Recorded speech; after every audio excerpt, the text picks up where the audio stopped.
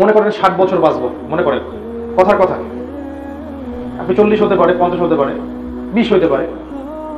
Average কি এই উম্মার গড় আয়ু কত? এই উম্মার 55, 60, 64, 65, এই তো। এখন দেখেন আপনার জীবনের শেষের 5টা বছর, শেষের 10টা বছর বার্ধক্য, তাই না? চুলদারি সব পাকা, শরীর চাইলেও যায় না, তাহলে আপনার লাস্টের 10 মাইনাস পড়ে। ওই সময় আপনি যদি মন চায় যে আমি সারা দিন সারা রাত আল্লাহর ইবাদত করবো, সম্ভব না। পারবো? এবার জীবনের শুরুর 10 বছরে আছেন, শুরুর 10 বছর বোধ শক্তি জাগে, ওই সময় মানুষ বুঝে ভালো মন্দ। এখনকার জেনারেশন তো 20 বছরও বোঝে না ভালো থেকে মন্দ, তাই না? আগে একটা যুগ ছিল মানুষ তাড়াতাড়ি ম্যাচিউর হইতো, এখন সহজে ম্যাচিউর হয় না, পরিবার হতেই দেয় না ম্যাচিউর। পরিবার মনে করে আমার সন্তানটা বড় হয় না, বড় হতে দিচ্ছে না তো বড় হবে কিভাবে? আমি যেটা বলতে চাচ্ছি, প্রথম 10, শেষ 10, এই 10-20 বছর আপনি আসলে আপনার লাইফের মধ্যে নাই, ডিপেন্ডেন্সি আছে ওনার উপরে। মূল জীবনটা হয় সাধারণত 20 থেকে 40 বা 50, 20 থেকে 40 বা 50, এটা আপনার মানে যৌবন এবং পৌরত্বের জায়গাটা। প্রজ্ঞা, বিচক্ষণতা, রক্তের তেজ, ভালো মন্দ বোঝার ক্ষমতা, শারীরিক শক্তি, মানসিক শক্তি সব এইটুক সময়ের মধ্যে বেশি থাকে। এই জীবনটাকে যদি ভাগ করেন আপনি দেখবেন শৈশবকাল, কৈশোর, যৌবন আর বার্ধক্য। শৈশবটা এমন হওয়া উচিত যে শৈশবে আমাদের বাচ্চারা, আমাদের তখন শৈশব নাই, আমরা বাদ দিলাম, আমাদের বাচ্চাদের কথা বলতেছি। শৈশবে আমাদের বাচ্চারা যেন তাওহীদটা শিখে ফেলায়।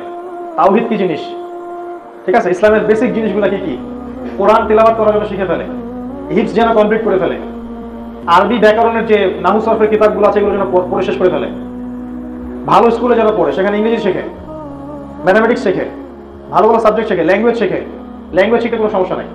এই সময়টুকুতে যেন ওরা বিশুদ্ধ ভাষা শিখে এবং বিশুদ্ধ খাবার খায়, ফিজিক্যালি যেন স্ট্রংলি গড়ে ওঠে। এই সময় যেন তারা মাঠে খেলে, গ্রামে নিয়ে যান, খেলান, পরিবেশের সাথে মিশান, ভালো প্যারেন্টিং যেন তারা পায়, ভালো খাবার, ভালো পড়াশোনা, ভালো টিচিং ফ্রেন্ড এবং ভালো ওস্তাদ, ভালো পরিবেশ, ভালো পরিবার, সেজন্য দেখে বাবা মার মধ্যে সম্পর্ক সুন্দর, পরিবারের মধ্যে। এরকম করে বাচ্চাদের শৈশবটা করে তোলেন। সে করে পানি না দিলে আপনি কখনো ফল পাবেন না। এই 10-15 বছর বাচ্চার পিছনে মেহনত করেন। আবার বলতেছে ওকে কোরআন শেখান, ওকে তাজবিদ শেখান, ওকে হিফজ করান, ওকে আরবি ভাষা শেখান, ওকে নাহু সরফের সব কিতাব শিখিয়ে দেন, ভালো স্কুলে দেন যেখানে সে জেনারেল লাইনেও ভালো করবেন, ভালো খাওয়ান, ভালো পোশাক দেন, ভালো পড়ান, ভালো খেলান এবং স্কিল শেখান। যেমন ওকে আপনি জুডো শেখান, তাইকোন্ডো শেখান, সাঁতার শেখান, মানে যেগুলো স্কিল মানুষের ফিজিক্যাল মেন্টাল স্কিল ডেভেলপ করে এগুলো করান একদম 14-15 বছর পর্যন্ত। শৈশবটা সুন্দর হবে না? এরকম শৈশব কয়জন পাইছেন হাত তোলেন। এবার আজকে থেকে আপনি 1400 বছর আগে চলে যান, রাসূলের যুগের পরে সাহাবীদের যুগটাকে দেখেন।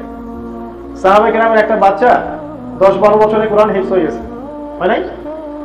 আরবি ভাষা তো আগে থেকেই জানে, তারা ব্যাকরণ শিখে ফেলছে, হাদিসের কিতাবও পড়া মোটামুটি শেষ, আরবি গ্রামের বই শেষ। তারা ওই কষ্ট সহিষ্ণু হয়ে বড় হইতো, সোনার চামচ দিয়ে বড় হইতো না।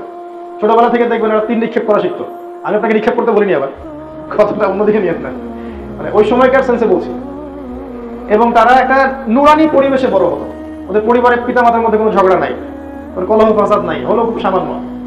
হ্যাঁ, তাদের তাদের তাদের তারা দেখে না যে তাদের বোনরা বেপর্দা, তারা দেখতো না তাদের মা বেপর্দা, তারা দেখতো না তাদের বাসায় ডিভাইস দিয়ে ভর্তি, সারাদিন ফোন আর গেমস আর ল্যাপটপস আর ইন্টারনেট, সেগুলো তারা দেখতো না। স্মার্টফোন এডিকশন, এটা তারা দেখতো না। তারা দেখতো না যে বাবা আর মা শুয়ে শুয়ে অপসংস্কৃতি দেখতেছে। ওই যুগের বাচ্চাদের দিকে তাকান, আর এই যে আমি যেটা বললাম যে শৈশবটা করা উচিত, এর মধ্যে একটা বিশাল পার্থক্য আছে না? সফল কিন্তু ওই যুগের জেনারেশনটা। আমরা সফল হতে হলে আমাদেরকে শৈশবটা কাজে লাগাতে হবে। আমরা যেহেতু পাই নাই সেই শৈশব, সেক্ষেত্রে আমাদের সন্তানরা যেন এই শৈশবটা পায়, এটা নিশ্চিত করতে হবে আমাদেরকে। ইনশাআল্লাহ এটা পারবেন তো? ইনশাআল্লাহ। এরপরে আপনি কৈশোরে যাবেন। শৈশবে এরকম নিউট্রিশন পাওয়া একটা ছেলে যখন কৈশোরে আসবে, তখন সে তো আরো অনেক কিছু করতে পারবে। এবার সে দেখবেন ইসলামের বড় বড় কিতাবগুলো পড়ে শেষ করে ফেলছে, মৌলিক কিতাবগুলো পড়া শেষ, ভালো কিছু ডিগ্রি সার্টিফিকেট অর্জন করে ফেলছে, আরো স্কিলফুল হয়েছে, আরো ট্রেন্ড আপ হয়েছে, ফিজিক্যালি, মেন্টালি, এডুকেশনালি, প্রত্যেকটা দিক থেকে সে মাশাআল্লাহ অনেক আত্মদামান। আর এখনকার এই জেনারেশনের দিকে তাকান আপনি, এই জেনারেশনের শৈশবগুলো দেখেন আর কৈশোরগুলো দেখেন, এই জেনারেশনের শৈশবে তারা ফাস্টফুড খাচ্ছে, ওই A for apple B for ball এগুলোই করতেছে, কোরআন হাদিসের তো খুব একটা ধার ধারতেছে না। তারপরে পরিবারের কাঠামো ওরা ভালো পাচ্ছে না, বিনোদন পাচ্ছে না, ওরা ভালো নিউট্রিশন পাচ্ছে না, খেলতে পারছে না, গৃহবন্দী হয়ে বড় হচ্ছে, বুয়ার কাছে বড় হচ্ছে, তাই না, হাউস সিটারের কাছে বড় হচ্ছে। এরা ইসলামের বুনিয়াদী শিক্ষাগুলো শৈশবে পাচ্ছে না, এদেরকে বাবা মসজিদে নিয়ে আসতেছে না, মেয়েটাকে মা ছোটবেলা থেকেই পর্দার দিকে নিয়ে আসছে না। এখনকার জেনারেশনগুলো দেখেন, এই জন্য দেখবেন এরা খুবই ক্রেজি। এখনকার জেনারেশন ক্রেজি, কিন্তু মানে মাথায় অত ধারণ ক্ষমতা নাই। এবং অল্প ছোট ছোট বাচ্চারা দেখবেন জিনায় লিপ্ত হচ্ছে, মাদক খাচ্ছে, আবার দেখবেন যে সুইসাইডও করছে, আত্মহত্যা করছে। এটা কারণ হচ্ছে শৈশব কৈশোরটা ঠিক মতো নিউট্রিশন হয় নাই। তো জীবন যেখানে যেমন, মানে কি আপনার শৈশব কৈশোর আমাদেরটা ঠিক থাকা উচিত ছিল, মানে যেটা আমাদের হয়নি, আমাদের সন্তানদের অ্যাটলিস্ট যেন হয়। আমরা এখন কোথায় আছি তাহলে? ওই 3 নম্বর স্টেজে আছে, ওই আপনি 20 থেকে 40 এই স্টেজের মধ্যে আমরা আছি। এই স্টেজে গিয়ে আপনি যদি চান যে আমি ওই সাহাবায়ে কেরাম রাদিয়াল্লাহু আনহুম ওদের জেনারেশনের যৌবনের মতো যৌবন কাটাবো, তাহলে প্রথমত আমি বলবো ভুল হবে। কারণ তাদের যে নিউট্রিশন ছিল এই যে ছোট থেকে শৈশব এবং কৈশোর, এই শৈশব কৈশোর দুইটা লেভেল আপনি পান নাই, দুইটা লেভেল কিন্তু আপনি পান নাই। ওই দুইটা লেভেলের যে ট্রেনিং এটা আপনি পান নাই, যেটা আব্দুল্লাহ বিন ওমর রাদিয়াল্লাহু আনহু পাইছেন, তাই না? এটা কিন্তু আপনি পাই নাই। তাহলে কি আমরা কি হতাশ হয়ে যাব? না, হতাশ হব না, উচ্চাভিলাষীও হব না। যেহেতু এখন আপনি 20 বছর পরে হেদায়েত পাইছেন, 20 বছরের পরে, হয়তো 25-এ, কেউ 30-এ, কেউ 40-এ, এরকম আমাদের ব্যাপার। আগের দিন খুব একটা বুঝতাম না, নামাজও ঠিক মতো পড়তাম না হয়তো বা, তাই না? ব্যাপারটা তো এরকম এখনকার জেনারেশন। তো এখন কি করবেন? এখন কি লাভ দিয়ে মানে আত্মঘাতী কোনো কাজ করতে বসবেন? না। এখন প্রথমত যে কাজটা করতে হবে আপনাকে, এখন আপনি একটা রেসে যাচ্ছেন, আপনি আমি একটা রেসে যাচ্ছি, রেসে আমি অলরেডি দুইটা লেভেল মিস করে ফেলছি, তা আমার স্পিডটা একটু বেশি হবে, এটাই স্বাভাবিক। তো কিভাবে স্টার্ট করবে? আমি বলবো প্রথমত ওকে ওই এডুকেশন থেকে স্টার্ট করতে হবে। আপনি হয় জেনারেল লাইনে পড়েন, না হলে মাদ্রাসা লাইনে পড়েন। এই তো মাদ্রাসা লাইনে যদি পড়ে থাকেন, তাহলে মাদ্রাসা লাইনের এই সিলেবাসের সাথে আপনাকে জেনারেল লাইনের সিলেবাসের ভালো ভালো সাবজেক্টগুলো আয়ত্ত করতে হবে। এই আয়ত্ত করতে আপনি হয়তো নতুন করে কোনো জায়গায় বসতে পারবেন না বা ভর্তি হতে পারবেন না, বিভিন্ন কোর্সের মাধ্যমে আপনাকে আয়ত্ত করতে হবে। যারা মাদ্রাসা লাইনের স্টুডেন্ট তাদেরকে বলছে, মাদ্রাসার বইগুলোর পাশাপাশি জেনারেল লাইনের যে, যেমন এই যে আপনার কি বলবো, ইংরেজি, তারপরে আপনার ইতিহাস, অর্থনীতি, বিশ্ব রাজনীতি, এই সাবজেক্টগুলো পড়তে হবে। যারা মাদ্রাসার ছাত্র তাদেরকে বলছে, যদি আপনি না পড়েন তাহলে আপনার এই একমুখী জ্ঞান দিয়ে খুব একটা উম্মার খেদমত করা সম্ভব না এই যুগে। আর যারা জেনারেল লাইনে পড়ছি তাদেরকে যেটা করতে হবে, জেনারেল লাইনে পড়ার পাশাপাশি ইসলামিক বেসিক সাবজেক্টগুলো পড়তে হবে এখন থেকে। যেমন কোরআন তেলাওয়াত, আরবি ভাষা শেখা, ভালো ভালো তাফসীর পড়া, ওস্তাদদের সোহবতে থাকা, যদি সম্ভব হয় ওই সব মাদ্রাসায় ভর্তি হওয়া যেখানে জেনারেল লাইনে পড়েও ইসলামিক পড়াশোনা করার সুযোগ আছে। এরকম মাদ্রাসা কিন্তু ঢাকায় অনেক আছে। এছাড়া কোনো অপশনই নেই আপনার কাছে, কারণ আপনি নতুন করে আবার মাদ্রাসায় ভর্তি হতে পারবেন না।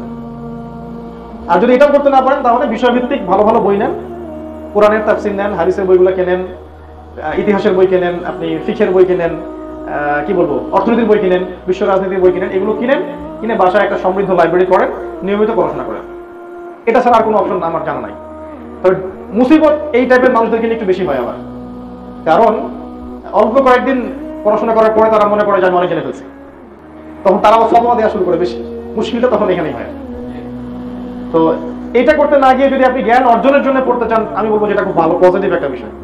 এইটুক সময়ই আপনার আমার হায়াত, এই যে 20 থেকে 40 বা 50।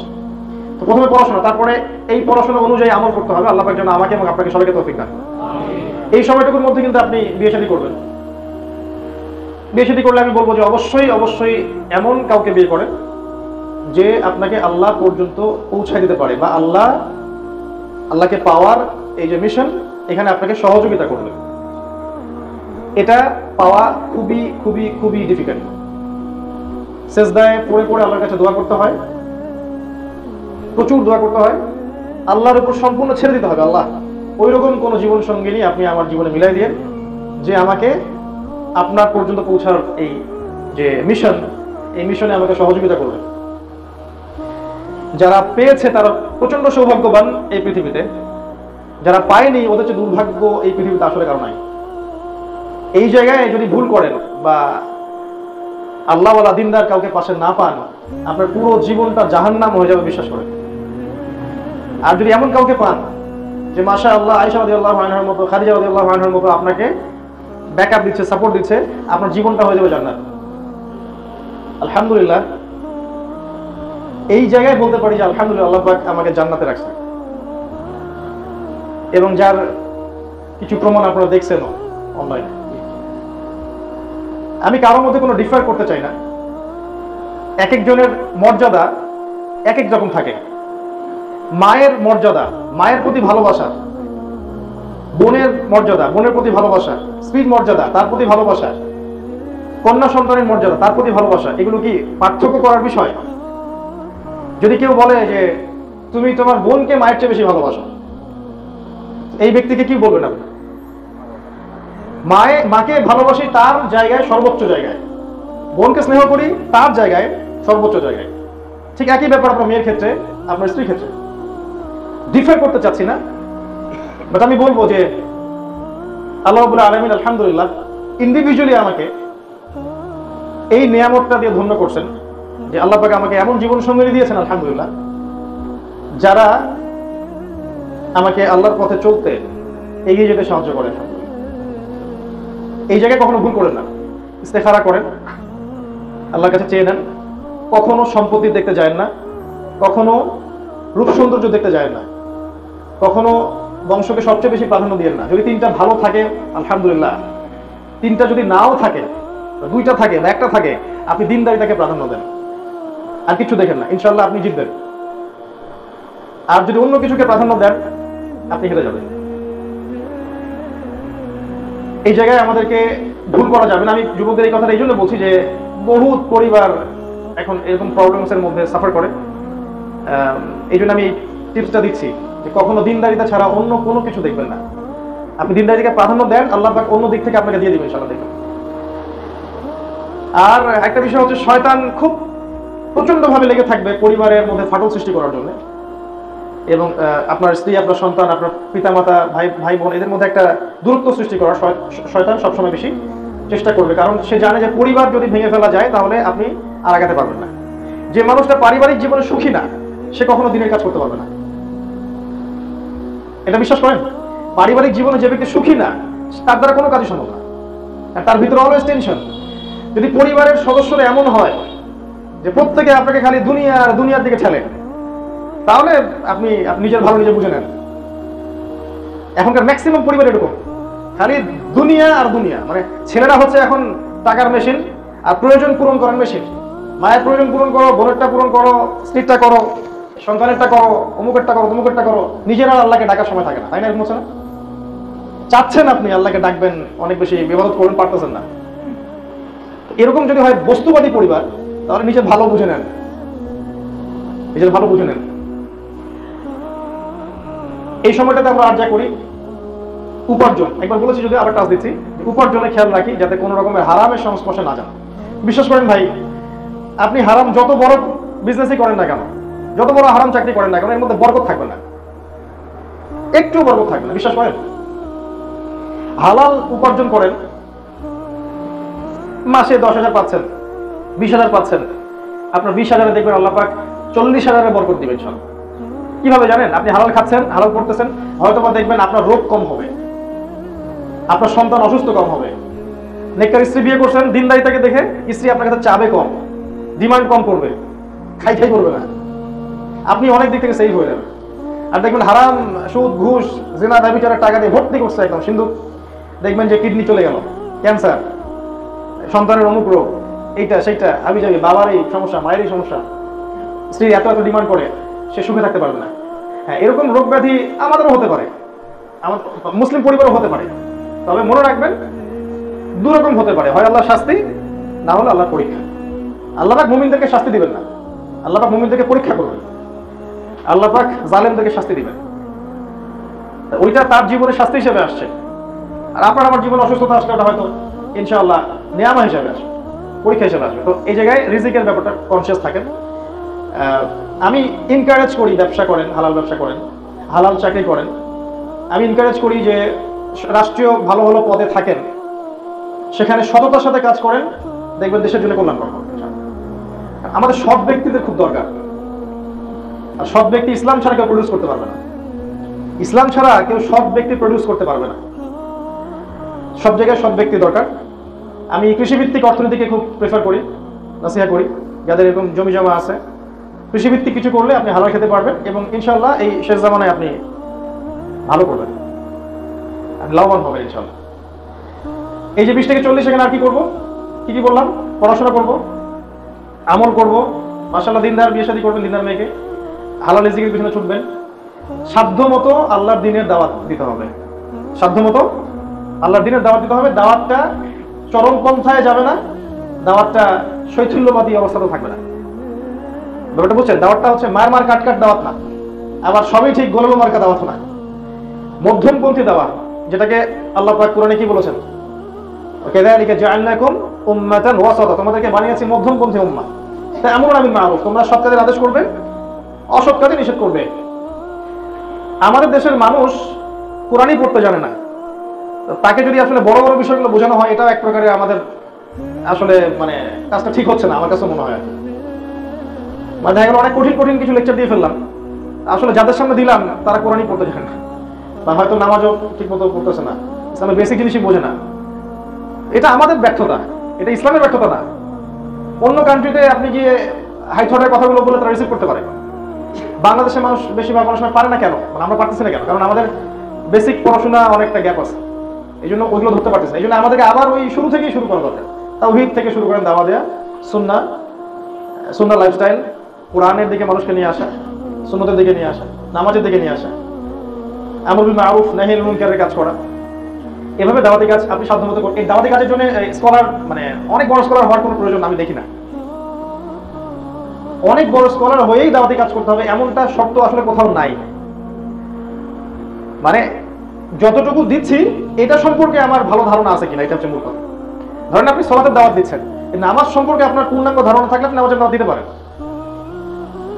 আপনি যাকাতের দাওয়াত দিচ্ছেন, আপনি কোরআন তেলাওয়াত মানুষকে শেখাবেন, কোরআনের দিকে ডাকার দাওয়াত দিচ্ছেন, এই বিষয়গুলো সম্পর্কে আপনার যদি ভালো ধারণা থাকে তা আপনি একটু দাওয়াত দিতেই পারেন।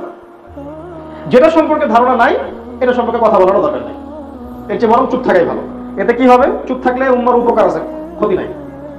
আমি নিজেও নিজেকে এখন অনেক মানে প্রশ্ন করি বা ইসলাম সংশোধনের জন্য আত্মসমালোচনা করি যে আমার মনে হয় যে আমার আরো 10 বছর পড়াশোনা করা দরকার মিনিমাম, তারপরে মিম্বরে ওঠা উচিত।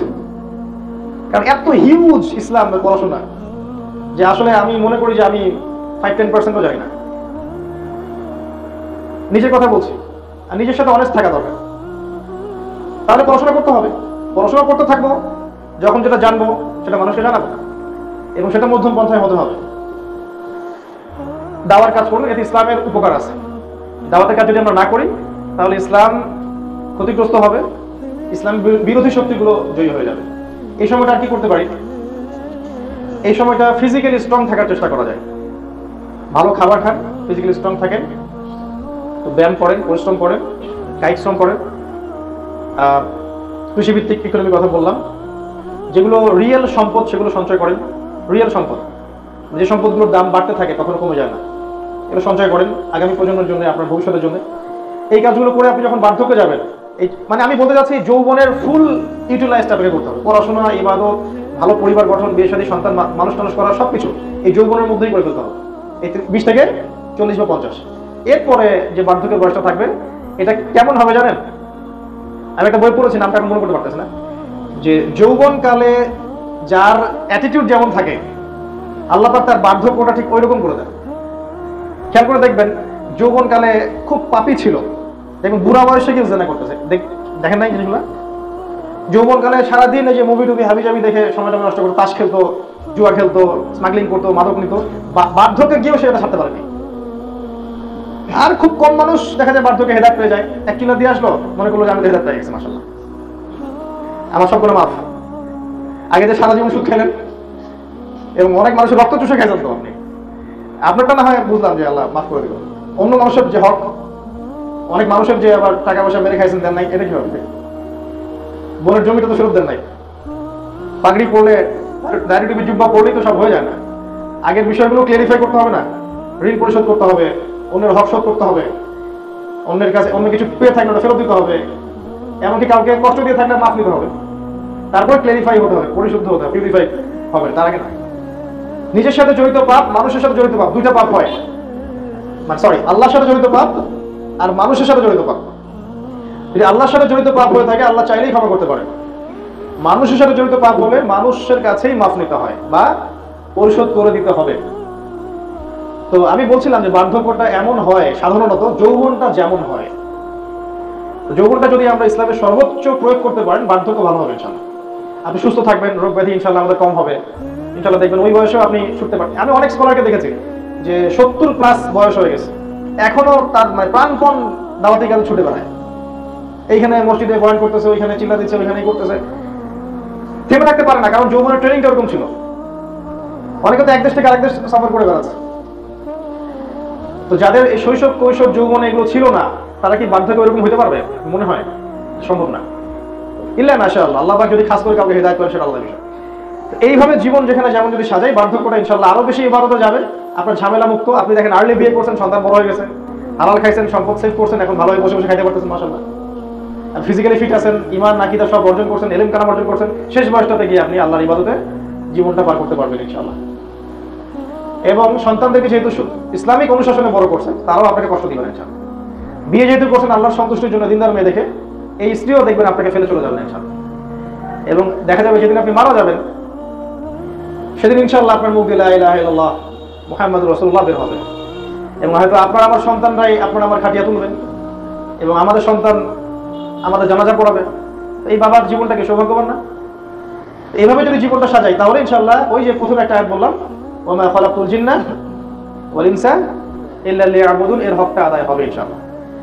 আজকে আমরা আল্লাহর কাছে দোয়া করতেছি, আল্লাহ পাক যেন আমাদের সবাইকে সূরা জারিয়াতের এই 56 নম্বর আয়াতের উপর আমল করার তৌফিক দান করেন। আমাদেরকে মানে আমরা যা বললাম এটার উপর আমল করার তৌফিক দান করেন। আমাদের শৈশব, আমাদের বাচ্চাদের শৈশবটাকে যেন ইসলামিকভাবে গড়ে তুলতে পারি সেই তৌফিক দান করেন। আমাদের মধ্যে যারা কৈশোরে আছে, কৈশোরটাকে যেন ইসলামিক কৈশোরে পরিণত করতে পারে সেই তৌফিক দান করেন। আমরা বেশিরভাগই যৌবনে আছি, এই যৌবনটাকে যেন আমরা আমাদের লেখাপড়া, আমাদের ইবাদত, আমাদের আমল, আকীদা, আখলাক, উত্তম চরিত্র, উত্তম পরিবার, হালাল অর্থনীতি এগুলোতে সাজাতে পারি, এই তৌফিক আল্লাহ পাক আমাদের সবাইকে দান করেন। আল্লাহ বলেন ফাআলাম আন্নাহু লা ইলাহা ইল্লাল্লাহ, তোমরা আগে জেনে নাও যে আল্লাহ ছাড়া কোনো ইলাহ নাই। আল্লাহ ছাড়া কোনো ইলাহ নাই, এটা তুমি ভালো করে জেনে নাও হে নবী মুহাম্মদ সাল্লাল্লাহু আলাইহি ওয়াসাল্লাম। এই কথার অর্থ আমরা খুব একটা বুঝি না। আল্লাহ ছাড়া কোনো ইলাহ নাই অর্থ হচ্ছে আল্লাহ ছাড়া আসলে কিছুই নাই। আল্লাহ ছাড়া আমার জীবনের মালিক কেউ না। আল্লাহ ছাড়া কেউ চাইলে আমাকে মারতে পারবে না। আল্লাহ ছাড়া কেউ আমাকে মৃত্যু দিতে পারবে না। আল্লাহ ছাড়া ইজ্জত সম্মান কেউ বাড়াতে পারবে না, কেউ কমাতে পারবে না।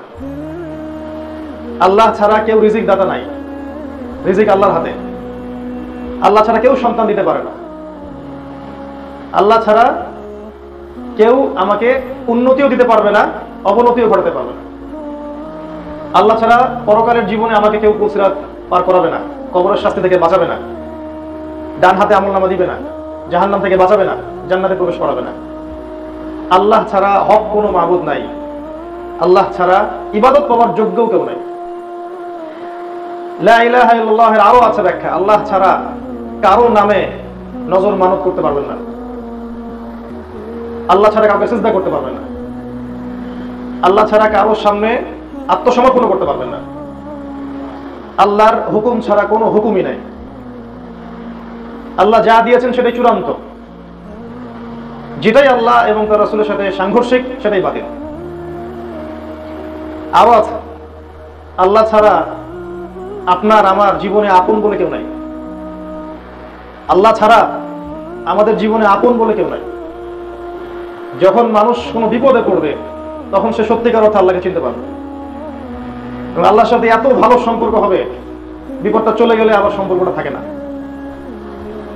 আল্লাহ এটা অনেক আফসোস করে বলেছেন সূরা ইউনূসের মধ্যে, যে মানুষকে যখন বিপদ স্পর্শ করে মানুষ খুব কায়মনোবাক্যে আল্লাহকে ডাকে, আর যখন আমি বিপদটা সরিয়ে দেই সে আমার সাথে শিরক করে, আমাকে ভুলে যায়। মাররা কাআল্লাম ইয়াদউনা ইলা দুবরিন মাস, সে এমন ভাবে হেঁটে চলে যায় যে কখনো আমাকে ডাকেই নাই। এইটুকু যদি বুঝতে পারেন যে আল্লাহ ছাড়া আসলে আমাদের আপন বলতে কেউ নাই, রিজিক দাতা কেউ নাই, সৃষ্টিকর্তা, পালনকর্তা, বিধানদাতা, হায়াত মউতের মালিক, ইজ্জত সম্মানের মালিক কেউ নাই, ইনশাআল্লাহ এতটুকু বিশ্বাস নিয়ে কেউ যদি মারা যায়, ইনশাআল্লাহ তাআলা আল্লাহ পাক তাকে জান্নাত দিবেন ইনশাআল্লাহ। কারণ একটা হাদিস আছে, যার মনের মধ্যে সরিষা পরিমাণ ঈমান থাকবে, মানে এই যে এই কনসেপ্টটা যে আল্লাহই সবকিছু, জাহান্নামের শাস্তি ভোগ করলেও ইনশাআল্লাহ কোনো না কোনো দিন আল্লাহ পাক তাকে মাফ করে দিবেন। এটাই লা ইলাহা ইল্লাল্লাহ। আল্লাহ ছাড়া যে আপন কেউ নাই, এটা যে ব্যক্তি বুঝতে পারছে এই পৃথিবীতে, সে ব্যক্তি তার জীবনটাকে ঢেলে সাজাতে পারবে। যদি সে আল্লাহকে আপন করতে না পারে, তার জীবনকে ঢেলে সাজাতে পারবে না পরকালের জন্য। আমরা যে ভুলটা করি, আমরা আল্লাহ ছাড়া অন্যকে আপন মনে করি। আমরা আমাদের স্ত্রী সন্তান, আমাদের পিতা মাতা, আমাদের আত্মীয় স্বজন, বন্ধু বান্ধব, পাড়া প্রতিবেশী, অফিসের কলিগ, আমাদের বস, সবাইকে খুব আপন মনে করি। সম্পর্ক আছে না, সম্পর্ক একটা জিনিস, আপনত্বটা আলাদা বিষয়। দেখবেন এরা সবাই যদি আপনাকে ফেলে দেয়, আল্লাহ কখনো আপনাকে ফেলবে না। খেয়াল করে দেখবেন, জীবনে এমন অনেক সময় গেছে আপনার আমার, যে আপনাকে কেউ বুঝতে পারেনি, আপনার ভিতরে কি আছে এটা কেউ বোঝে নাই, আল্লাহ বুঝছেন। আপনি ওই সময় সবার কথা ভুলে গিয়ে সেজদা দিয়েছেন, দিয়ে আল্লাহর কাছে চাইছেন, আল্লাহ কিন্তু সাথে সাথে দিচ্ছেন আপনার। আল্লাহ অনেক কাছে। মানে আমি বিগত 3 মাসে আল্লাহকে খুব ফিল করছি, যে আল্লাহ কি জিনিস, আল্লাহ খুব কাছে। কায়মন বাক্যে সঠিক পদ্ধতিতে যদি কেউ আল্লাহকে ডাকতে পারে, আল্লাহ অবশ্যই তার দোয়া কবুল করবেন। সাক্ষাৎ মৃত্যুর হাত থেকে আল্লাহ তাকে ফেরত আনতে পারে। আল্লাহ চাইলে পুরো দুনিয়া তার জন্য উল্টে দিতে পারে। আল্লাহ সব করতে পারে, আর কারো কোনো কিছু করার ক্ষমতা নাই। আমার নিজের প্রতি নসিহত এবং আপনাদের প্রতিও, যে আল্লাহকে আপন করে নেন, দুনিয়াতে সফল হয়ে যাবেন, পরকালে সফল হয়ে যাবেন ইনশাআল্লাহ। আল্লাহকে আপন করে নিতে পারলে মনে কোনো কষ্ট থাকবে না, আপনার মনে কোনো কষ্টই থাকবে না। কারণ আপনি দুনিয়াতে যা করছেন শুধু আল্লাহকে সন্তুষ্ট করার জন্য করছেন। এই জন্য কেউ আপনাকে ভালো বলুক বা খারাপ বলুক, কেউ সন্ত্রাসী বলুক, কেউ জঙ্গি বলুক, কেউ আপনার কথা বুঝুক বা না বুঝুক, কেউ আপনার পাশে থাকুক বা না থাকুক, আপনি আল্লাহকে পাবেন। আর নির্ধারিত হায়াত শেষ হওয়ার পর আমাদেরকে তার কাছেই ফিরে যেতে হবে। বুদ্ধিমান সেই ব্যক্তি যে দুনিয়াতে আল্লাহকে আপন করতে পারছে। তো চলেন সেই চেষ্টা করি। লা ইলাহা ইল্লাল্লাহের অনেক ব্যাখ্যা, আমি অল্প সময় অল্প কথা বললাম। আরেকটা অংশ আছে আমাদের মুহাম্মাদুর রাসূলুল্লাহ সাল্লাল্লাহু আলাইহি ওয়াসাল্লাম। এটা হচ্ছে যে আল্লাহকে সন্তুষ্ট করার জন্য, আল্লাহকে পাওয়ার জন্য মুহাম্মদ সাল্লাল্লাহু আলাইহি ওয়াসাল্লাম ছাড়া অন্য কোনো তরিকা নাই।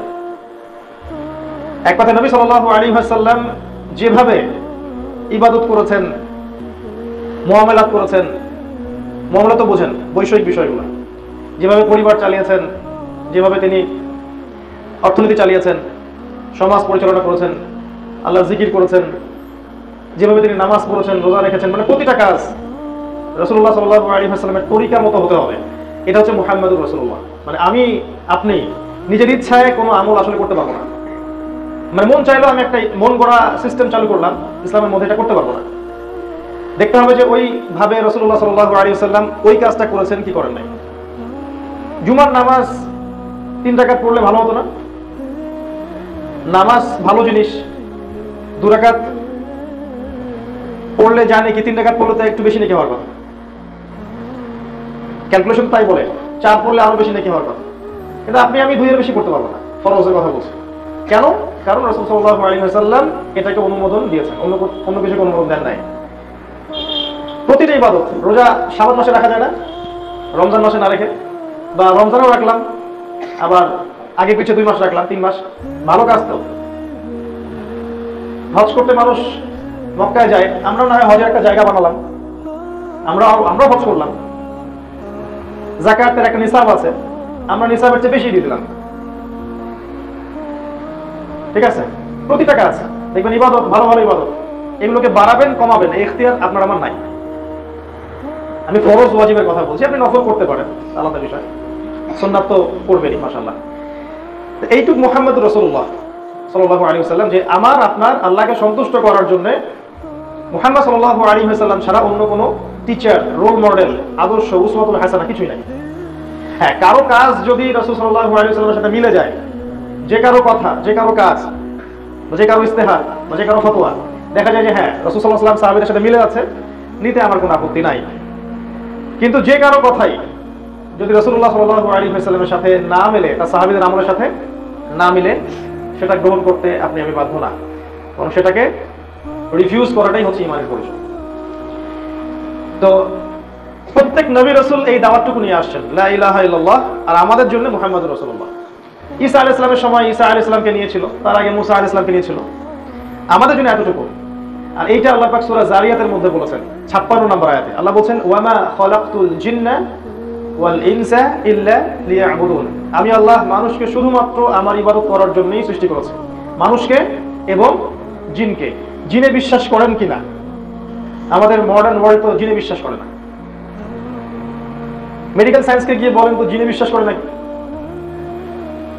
আমাদের যে উন্নত সভ্যতা, যেগুলা যারা বস্তুবাদী জ্ঞানটাকে চূড়ান্ত মনে করে, বাহ্যিক চোখ দিয়ে যে জ্ঞানটা অর্জন করে এটাকে চূড়ান্ত মনে করে, ইন্টারনাল নলেজটাকে তারা অস্বীকার করে, ওহির জ্ঞান এটাকে অস্বীকার করে, যে জ্ঞান আল্লাহর পক্ষ থেকে আসতে পারে, এই কনসেপ্ট ওরা বিশ্বাসী না। কিন্তু ওদের কনসেপ্ট হচ্ছে পরীক্ষা নিরীক্ষা, যুক্তি, দর্শন, বিজ্ঞান, এগুলো দিয়ে যে আপনি অ্যাচিভ করবেন, প্রত্যক্ষ করবেন, প্রমাণ করতে পারবেন, এটাই নলেজ। এর বাইরে তো নলেজ নাই, তাহলে জিন তো প্রমাণ করতে পারবেন না। অতএব জিনের কনসেপ্ট বাদ। ইভেন আপনি তো আল্লাহকেও প্রমাণ করতে পারবেন না। কোথায় আল্লাহ, হাত কেমন আল্লাহ, আল্লাহ কি পা আছে, চেহারা কেমন, এটা তো প্রমাণ করতে পারবেন না ওদের মতে, তাহলে নাই। ওরা জ্ঞান তত্ত্বের এই জায়গায় একটা ভুল করে, ওদের সাথে আমাদের একটা পার্থক্য আছে। আমরা বিশ্বাস করি জ্ঞান আল্লাহর পক্ষ থেকে আসে এবং ওহির জ্ঞানই চূড়ান্ত, শুধুমাত্র বাহ্যিক জ্ঞান সবকিছু না, অভ্যন্তরীণ ইন্টারনাল জ্ঞান আছে। তো যদি দেখা যায় যে আপনি জিনকে অস্বীকার করেন, তাহলে কোরআনে সূরা জিন বলে একটা সূরা আছে, এটাকে অস্বীকার করে ফেলছেন, তাহলে সে কি আর মুসলিম থাকবে? থাকবে না। তাহলে আমাদের আকীদাগুলোকে ঠিক করতে হবে। যেমন লা ইলাহা ইল্লাল্লাহ নিয়ে কিছু কথা বললাম, মুহাম্মদুর রাসূলুল্লাহ নিয়ে কিছু কথা বললাম। তো আল্লাহ বলছেন আমি জিন এবং মানুষকে শুধুমাত্র আমার ইবাদত করার জন্যই সৃষ্টি করেছি। তাহলে এখানে আমরা কি পাইলাম? আমাদের দুনিয়াতে আসার উদ্দেশ্য কি, কি জন্য আসি দুনিয়ায় বেঁচে? এখনকার তরুণ প্রজন্মকে জিজ্ঞাসা করেন কি জন্য বেঁচে আছে? পলিটিক্যাল পাওয়ারের জন্য, কেউ স্ট্যাটাসের জন্য, কেউ একটা ভালো চাকরি, জীবনে প্রতিষ্ঠিত হওয়ার জন্য, বা একটা ভালো সুন্দরী স্ত্রীর জন্য, বা গার্লফ্রেন্ডের জন্য। যারা পৌরত্বে চলে গেছে ওদেরকে জিজ্ঞাসা করেন আপনারা কি জন্য বেঁচে আছেন দুনিয়ায়? আপনার দুনিয়াতে বেঁচে থাকার উদ্দেশ্য কি? কি অ্যান্সার আসে দেখেন। আমাদের বাচ্চাদেরকে আমরা যারা বড় করতেছি, আমাদের পিতা মাতাদেরকে বলেন যে কি উদ্দেশ্যে বাচ্চাদেরকে বড় করতেছে। আল্লাহ এখানে আমাদের পৃথিবীতে অবস্থান করার উদ্দেশ্য বলছেন, কি জন্য পৃথিবীতে বেঁচে আছি আমরা। ওয়ামা খালাকতুল জিন্না ওয়াল ইনসা ইল্লা লিয়াবুদুন, আমার ইবাদত ছাড়া অন্য কোনো কাজের জন্য আমি তোমাদেরকে সৃষ্টি করিনি। তো এখন সাথে সাথে আক্রমণাত্মক একটা অ্যান্সার চলে আসবে গডলেস ওয়ার্ল্ড থেকে, তাহলে আমরা কি আর হাট বাজার করবো না, তাই না? বিয়ে শাদী করবো না, পড়াশোনা করবো না, সারাদিন খালি নামাজই পড়বো। তো তাদেরকে একটা জিনিস বোঝানো যায়নি, আমরা আবার বুঝাই যে রাসূলুল্লাহ সাল্লাল্লাহু আলাইহি ওয়াসাল্লামের সুন্নাহ মোতাবেক প্রত্যেকটা কাজ করাই ইবাদত। মানে আমি বিছানায় গেলাম, রাসূলের মতো ওই যে 3 কুল পড়ে আপনি ফু দিলেন, সূরা বাকারার শেষ 2টা আয়াত পড়লেন, সম্ভব হলে সূরা মুলক পড়লেন, আয়াতুল কুরসি পড়লেন, ঘুমালেন, এই ঘুমটা আপনার ইবাদত। আপনি রাসূলের মতো সালাত পড়ছেন, ইবাদত। সকালবেলা তো বাথরুমে গেলেন, মিসওয়াক করলেন, বাথরুম করলেন, রাসূলের সুন্নাহ মোতাবেক, ইবাদত। সকালে নামাজ পড়ে নিজের শরীরকে সুস্থ রাখার জন্য আপনি ব্যায়াম করছেন বা হাঁটছেন। সুস্থ কেন রাখছেন? সুস্থ রাখবো এই নিয়তে যাতে করে আল্লাহর ইবাদত আরো বেশি করে করতে পারে, ওইটাও ইবাদত, তখন ব্যায়ামটাও ইবাদত। আপনি খাচ্ছেন, কি জন্য খাবেন? খাওয়ার জন্য কেউ বাঁচে, আবার কিছু মানুষ বাঁচার জন্য খায়। আমাদেরকে বাঁচার জন্য খেতে বলা হয়েছে যে আমরা এমন খাবার খাবো যেগুলো পুষ্টিকর, হাইজেনিক, যেগুলো আমাদের শরীরে ক্ষতি করবে না এবং যেগুলো দিয়ে আমরা আরো শারীরিক মানসিক শক্তি অর্জন করবো, ইবাদত করতে পারবো। খাওয়াটা কি হলো তাহলে? ইবাদত। আপনি যাচ্ছেন মনে করেন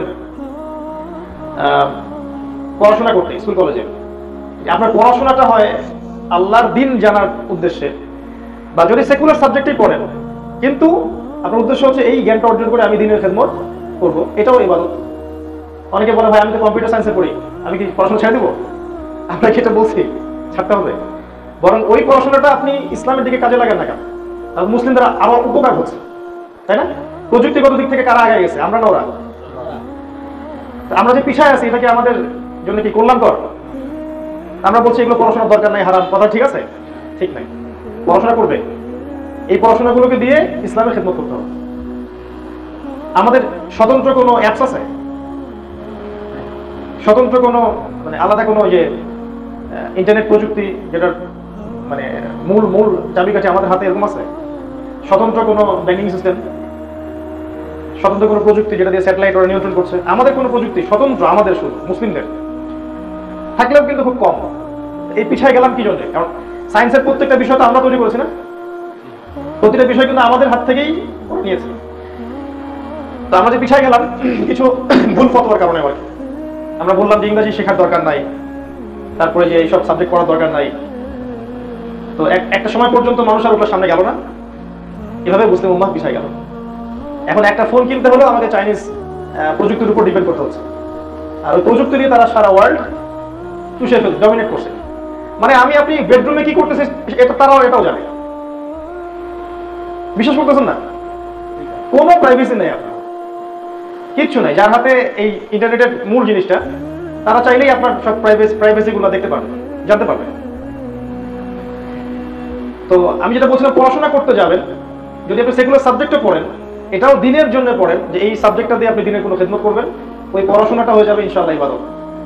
আর যদি ইসলামিক লাইনে পড়েন, তাহলে গতানুগতিক ভাবে না পড়ে এখনকার যুগে দিনকে স্মার্টলি রিপ্রেজেন্ট করার জন্য যে সিলেবাসের কারিকুলাম দরকার সেগুলো করতে হবে। খালি মাথা ঝোঁকায় হিপস করলে আসলে এই যুগে চলা যাবে না, আসলে যাবে না। বরকত পেতে পারেন, কিন্তু এই ওয়ার্ল্ডটাকে ডিল করা যায় না। অনেকদিন বলেছি, আবার বলছি যে কনস্ট্রাকটিভ সিলেবাসের দরকার আছে। এমন সিলেবাস যে সিলেবাসের মধ্যে জেনারেল নলেজ থাকবে এবং ইসলামিক নলেজও থাকবে। আমি স্যাটিসফাইড না, আমি এমন কোনো প্রতিষ্ঠানে দেখলাম না যে পুরোটা সুন্দর একটা দুটার কম্বিনেশন আছে, এটা আমি আসলে পাই নাই। আর আসলে আমার ইলম কালামও অত বেশি না যে আমি নতুন কোনো সিলেবাস বা সিস্টেম লঞ্চ করতে পারবো, এত জ্ঞান আল্লাহ আমাকে এখনো দেননি। এটার জন্য বড় বড় ওলামায়ে কেরামদের গবেষণার দরকার আছে। তো গবেষণা করতে করতে তো কিয়ামত চলে আসলো। অনেকে বিশ্বাস করেন না যে সময় শেষের দিকে, আমরা বলি যে একটু অপেক্ষা করতে থাকেন, দেখেন না সামনে কি। তো যেটা বলছিলাম, আপনার পড়াশোনা ইবাদত হয়ে যাবে। এবার ধরেন আপনি চাকরি করতে গেছেন বা ব্যবসা করতে গেছেন, উদ্দেশ্য হচ্ছে আপনি খাবেন, তো আপনি খাবেন, পরিবারকে খাওয়াবেন, রিজিক। এই রিজিকটা যদি হালাল হয় তাহলে ওই রিজিকটার পিছনে আপনি ছুটছেন, এটাও কিন্তু আপনার ইবাদত। আল্লাহ তো সূরা জুমআর মধ্যে বলেছেন না, যখন সালাত শেষ হয়ে যাবে, কি ফান্তাশিরু ফিল আরদ, তোমরা জমিনের মধ্যে ছড়িয়ে পড়ো, আল্লাহ রিজিক তালাশ করো। আর রিজিক তালাশ করার সময় বেশি বেশি আল্লাহকে স্মরণ করো। রিজিক তালাশের সময় আল্লাহকে স্মরণটা বুঝলাম না, এই আয়াতটা নিয়ে আমি একটু চিন্তা করছিলাম। আর কি সূরা জুমআর মধ্যে আছে, ইযা নুদিয়া লিস-সালাহ মিন ইয়াউমিল জুমআহ ফাসআউ ইলা যিকরিল্লাহ। ভালো করে বোঝেন, আল্লাহ বলছেন যে যখন জুমার সালাতের আযান দেওয়া হবে, ডাকা হবে, তোমরা আল্লাহর জিকিরের দিকে ছুটে আসো। মানে এখানে সালাতটাকে জিকির বোঝানো হচ্ছে, আল্লাহর স্মরণের দিকে ছুটে আসো। আচ্ছা, এবার আপনি আসলেন, সালাত পড়লেন, আল্লাহর জিকির করলেন, আবার আল্লাহ বলছেন যে ফাইযা কুদিয়াতিস সালাহ ফান্তাশিরু ফিল আরদ ওয়াবতাগু মিন ফাদলিল্লাহ ওয়াযকুরুল্লাহা কাসীরা। এবার তুমি নামাজ শেষ হয়ে গেছে, জমিনে ছড়িয়ে পড়ো, ছড়িয়ে পড়ে আল্লাহর অনুগ্রহ তালাশ করো আর আল্লাহকে স্মরণ করো। তো নামাজে আল্লাহকে স্মরণ করে আসলেন, নামাজ থেকে রিজিকের জন্য যাচ্ছেন, ওখানে আবার আল্লাহকে কি স্মরণ করবে? ওই স্মরণটার অর্থ কি তাহলে? ওই স্মরণটার অর্থ হচ্ছে, আমার বুঝ, আমি ভুল হতে পারি, যে রিজিকের সন্ধানে আপনি দোকান খুলছেন, দাড়িপাল্লাটা উঠালেন, তো কাস্টমার বুঝতে পারতেছেন না যে এখানে একটু ঝামেলা আছে, আপনি আল্লাহকে ভয় করে, আল্লাহকে স্মরণ করে তাকে ঠকালেন না, মাপটা ঠিক দিলেন, এটা আল্লাহকে জিকির করছিলেন। চাকরি করতেছেন বড় সরকারি কোনো অফিসে, সুযোগ আছে নিজে টাকা নেয়ার, তা আপনি ওই কর্মক্ষেত্রে গিয়ে আল্লাহকে ভয় করে ওটা করলেন না, এটা হচ্ছে ওয়াজকুরুল্লাহা কাসীরা, আল্লাহকে বেশি বেশি স্মরণ করো। রিজিক তালাশ করার সময়ও আল্লাহকে স্মরণ করো, মানে দুই নাম্বারই করিও না, যে আল্লাহ যে দেখতে পারতেছেন এটা বুঝো। আমার বুঝ যে এটাই জিকিরের অর্থ, এখানে আল্লাহকে স্মরণ করো। তো প্রতিটা কাজ ইবাদত হয়ে যায়। আবার আপনি ধরেন এখন পরিবারে ফিরে আসলেন, স্ত্রী সন্তান বউ বাচ্চার সাথে আপনি সময় কাটাবেন, এটা দুনিয়ারই কাজ না, এটা ইবাদত।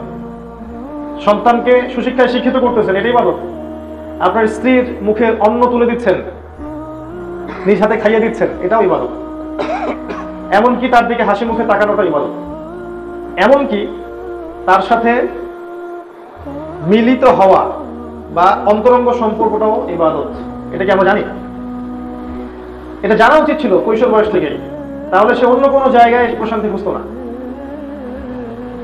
আল্লাহ যা হালাল করেছেন এর মধ্যে যে প্রশান্তি আছে, হাজারটা হারামে সেই প্রশান্তি আপনি পাবেন না।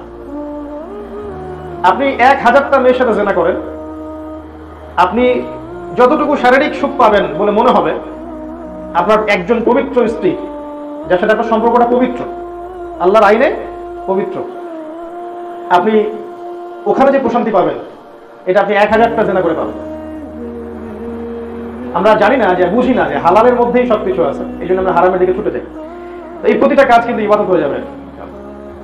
আপনি সন্তানের সাথে সময় দিচ্ছেন, বাচ্চাকে নিয়ে মসজিদে আসলেন, বাচ্চাকে পড়তে বসিয়েছেন, কোরআন পড়াচ্ছেন, তাকে নিয়ে হাঁটতে যাচ্ছেন, বেড়াতে যাচ্ছেন, বাচ্চাকে নিয়ে মাঠে খেলতে যাচ্ছেন, এগুলো কিন্তু ইবাদত। আমরা মনে করি সব দুনিয়াবি কাজ। এমনকি আপনি কোনো মুসলিম ভাইয়ের প্রয়োজন পূরণ করছেন, প্রতিবেশীর কিছু লাগলো আপনি দিলেন, কাউকে টাকা পয়সা ধার দিলেন, বা একটা মুসলিম ভাইয়ের সাথে হাসি মুখে কথা বললেন, চা খেতে বসছেন 5-10জন মিলে, ওইখানে 2টা দিনের কথা বললেন, সবই ইবাদত।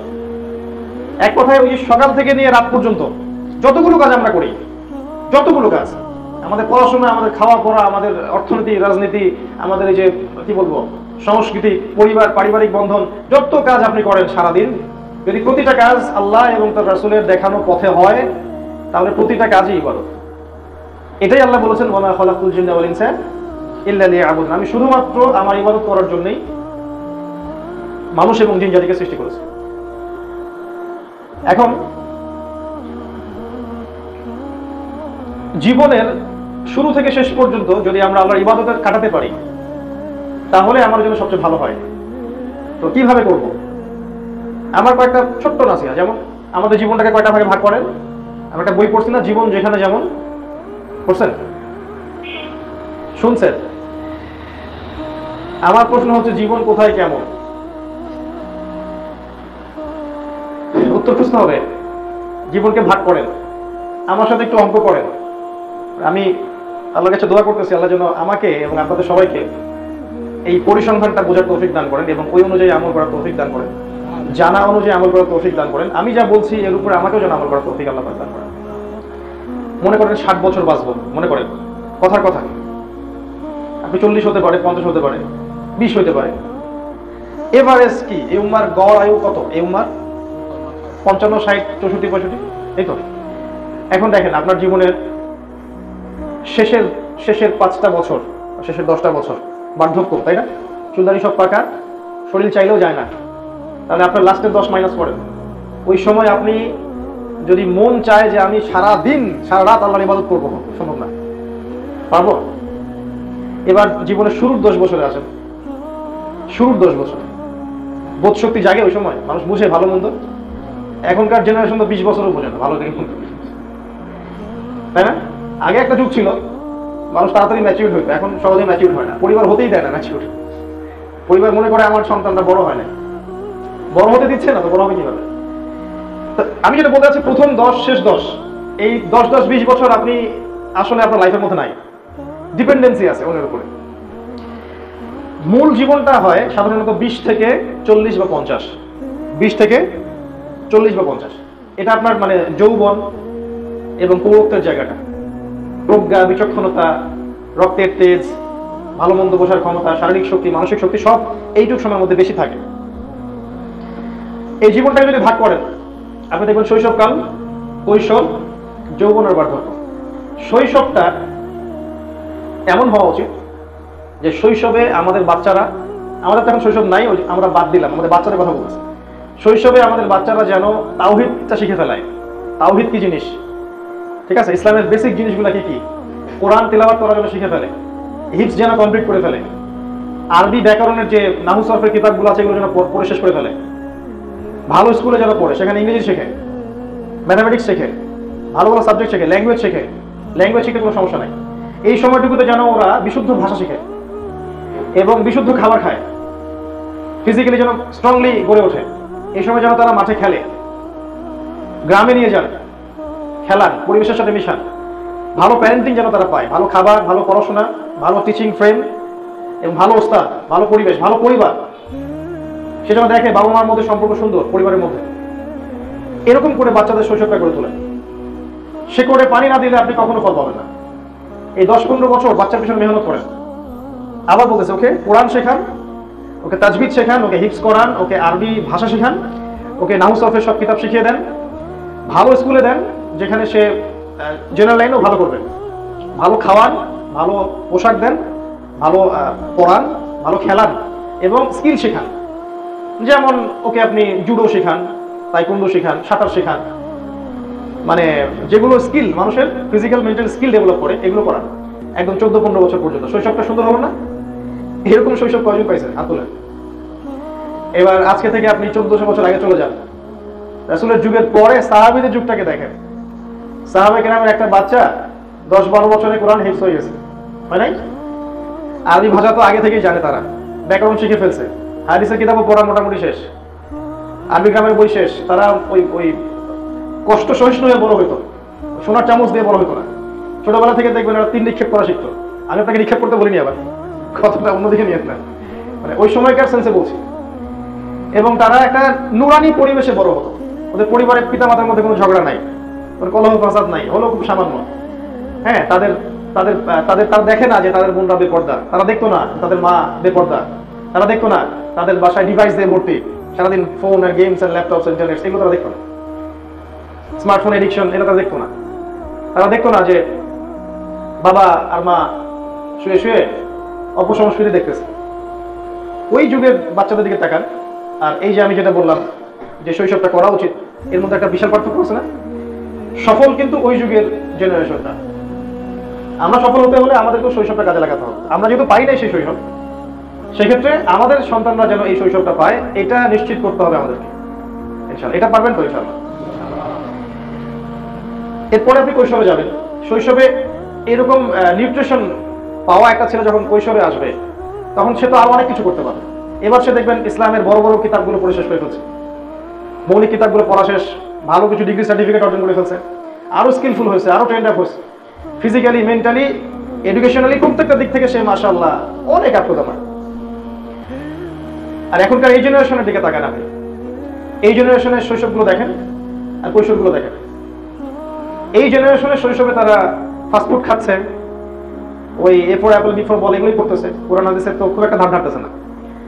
তারপরে পরিবারের কাঠামো ওরা ভালো পাচ্ছে না, বিনোদন পাচ্ছে না, ওরা ভালো নিউট্রিশন পাচ্ছে না, খেলতে পারছে না, গৃহবন্দী হয়ে বড় হচ্ছে, বুয়ার কাছে বড় হচ্ছে, তাই না, হাউস সিটারের কাছে বড় হচ্ছে।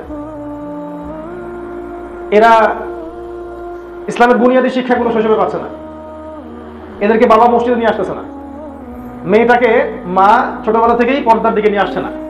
এখনকার জেনারেশনগুলো দেখেন, এই জন্য দেখবেন এরা খুবই ক্রেজি। এখনকার জেনারেশন খুব ক্রেজি, কিন্তু মানে মাথায় অত ধারণ ক্ষমতা নাই। এবং অল্প ছোট ছোট বাচ্চারা দেখবেন জিনায় লিপ্ত হচ্ছে, মাদক খাচ্ছে, আবার দেখবেন যে সুইসাইডও করছে, আত্মহত্যা করছে। এটা কারণ হচ্ছে শৈশব কৈশোরটা ঠিক মতো নিউট্রিশন হয় নাই। তো জীবন যেখানে যেমন, মানে কি আপনার শৈশব কৈশোর আমাদেরটা ঠিক থাকা উচিত ছিল, মানে যেটা আমাদের হয়নি, আমাদের সন্তানদের অ্যাটলিস্ট যেন হয়। আমরা এখন কোথায় আছি তাহলে? ওই 3 নম্বর স্টেজে আছে, ওই আপনি 20 থেকে 40 এই স্টেজের মধ্যে আমরা আছি। এই স্টেজে গিয়ে আপনি যদি চান যে আমি ওই সাহাবায়ে কেরাম রাদিয়াল্লাহু আনহুম ওদের জেনারেশনের যৌবনের মতো যৌবন কাটাবো, তাহলে প্রথমত আমি বলবো ভুল হবে। কারণ তাদের যে নিউট্রিশন ছিল একটা ছোট থেকে শৈশব এবং কৈশোর, এই শৈশব কৈশোর দুইটা লেভেল আপনি পান নাই। দুইটা লেভেল কিন্তু আপনি পান নাই, ওই দুইটা লেভেলের যে ট্রেনিং এটা আপনি পান নাই, যেটা আব্দুল্লাহ বিন ওমর রাদিয়াল্লাহু আনহু পাইছেন, তাই না? এটা কিন্তু আপনি পাই নাই। তাহলে কি আমরা কি হতাশ হয়ে যাব? না, হতাশ হব না, উচ্চাভিলাষীও হব না। যেহেতু এখন আপনি 20 বছর পরে হেদায়েত পাইছেন, 20 বছরের পরে, হয়তো 25-এ, কেউ 30-এ, কেউ 40-এ, এরকম আমাদের ব্যাপার। আগে দিন খুব একটা বুঝতাম না, নামাজও ঠিক মতো পড়তাম না হয়তো বা, তাই না? ব্যাপারটা এরকম এখনকার জেনারেশন। তো এখন কি করবেন? এখন কি লাভ দিয়ে মানে আত্মঘাতী কোনো কাজ করতে বসবেন না। এখন প্রথমত যে কাজটা করতে হবে আপনাকে, এখন আপনি একটা রেসে যাচ্ছেন, আপনি আমি একটা রেসে যাচ্ছি, রেসে আমি অলরেডি 2টা লেভেল মিস করে ফেলছি, তা আমার স্পিডটা একটু বেশি হবে, এটা স্বাভাবিক। তো কিভাবে স্টার্ট করবে? আমি বলবো প্রথমত ওকে ওই এডুকেশন থেকে স্টার্ট করতে হবে। আপনি হয় জেনারেল লাইনে পড়েন, না হলে মাদ্রাসা লাইনে পড়েন, এই তো মাদ্রাসা লাইনে যদি পড়ে থাকে তাহলে মাদ্রাসা লাইনের এই সিলেবাসের সাথে আপনাকে জেনারেল লাইনের সিলেবাসের ভালো ভালো সাবজেক্টগুলো আয়ত্ত করতে হবে। এই আয়ত্ত করতে আপনি হয়তো নতুন করে কোনো জায়গায় বসতে পারবেন না বা ভর্তি হতে পারবেন না, বিভিন্ন কোর্সের মাধ্যমে আপনাকে আয়ত্ত করতে হবে। যারা মাদ্রাসা লাইনের স্টুডেন্ট তাদেরকে বলছে, মাদ্রাসার বইগুলোর পাশাপাশি জেনারেল লাইনের যে যেমন এই যে আপনার কি বলবো ইংরেজি, তারপরে আপনার ইতিহাস, অর্থনীতি, বিশ্ব রাজনীতি, এই সাবজেক্টগুলো পড়তে হবে যারা মাদ্রাসার ছাত্র তাদেরকে বলছি। যদি আপনি না পড়েন তাহলে আপনার এই একমুখী জ্ঞান দিয়ে খুব একটা উম্মার খেদমত করা সম্ভব না এই যুগে। আর যারা জেনারেল লাইনে পড়ছি তাদেরকে যেটা করতে হবে, জেনারেল লাইনে পড়ার পাশাপাশি ইসলামিক বেসিক সাবজেক্টগুলো পড়তে হবে এখন থেকে। যেমন কোরআন তেলাওয়াত, আরবি ভাষা শেখা, ভালো ভালো তাফসীর পড়া, ওস্তাদদের সোহবতে থাকা, যদি সম্ভব হয় ওই সব মাদ্রাসায় ভর্তি হওয়া যেখানে জেনারেল লাইনে পড়েও ইসলামিক পড়াশোনা করার সুযোগ আছে। এরকম মাদ্রাসা কিন্তু ঢাকায় অনেক আছে। এছাড়া কোনো অপশনই নেই আপনার কাছে, কারণ আপনি নতুন করে আবার মাদ্রাসায় ভর্তি হতে পারবেন না। আর যদি এটাও করতে না পারেন তাহলে বিষয়ভিত্তিক ভালো ভালো বই নেন, কোরআনের তাফসীর নেন, হাদিসের বইগুলো কেনেন, ইতিহাসের বই কেনেন, আপনি ফিকহের বই কেনেন, কি বলবো অর্থনীতির বই কিনেন, বিশ্ব রাজনীতির বই কিনেন, এগুলো কিনে বাসায় একটা সমৃদ্ধ লাইব্রেরি করেন, নিয়মিত পড়াশোনা করেন। এটা ছাড়া আর কোনো অপশন আমার জানা নাই। তবে মুসিবত এই টাইপের মানুষদেরকে নিয়ে একটু বেশি হয় আবার, কারণ অল্প কয়েকদিন পড়াশোনা করার পরে তারা মনে করে যে আমি অনেক জেনে ফেলছি, তখন তারাও ফতোয়া দেওয়া শুরু করে বেশি। মুশকিলটা তখন এখানেই হয়। তো এটা করতে না গিয়ে যদি আপনি জ্ঞান অর্জনের জন্য পড়তে চান, আমি বলবো যেটা খুব ভালো পজিটিভ একটা বিষয়। এইটুকু সময়ই আপনার আমার হায়াত, এই যে 20 থেকে 40 বা 50। তো প্রথমে পড়াশোনা, তারপরে এই পড়াশোনা অনুযায়ী আমল করতে হবে। আল্লাহ পাক যেন আমাকে এবং আপনাকে সবাইকে তৌফিক দান। এই সময়টুকুর মধ্যে কিন্তু আপনি বিয়ে শাদী করবেন। বিয়ে শাদী করলে আমি বলবো যে অবশ্যই এমন কাউকে বিয়ে করেন যে আপনাকে আল্লাহ পর্যন্ত পৌঁছায় দিতে পারে, বা আল্লাহকে পাওয়ার এই যে মিশন, এখানে আপনাকে সহযোগিতা করবে। এটা পাওয়া খুবই খুবই খুবই ডিফিকাল্ট।